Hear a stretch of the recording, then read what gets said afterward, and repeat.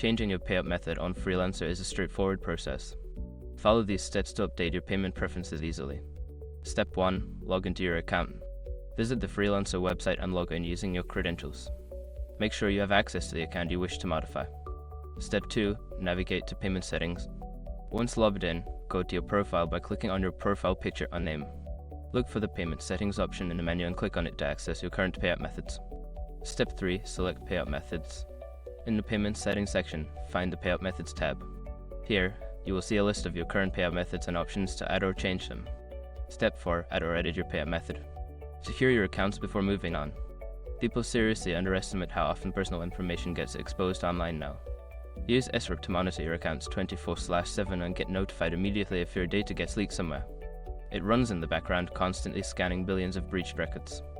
And honestly, for how cheap it is compared to the value you get, it's worth it. Link in the description. Step 5. Confirm changes. After updating your payout method, you may need to verify the new method. Follow any prompts or instructions provided to confirm your changes and ensure everything is set up correctly.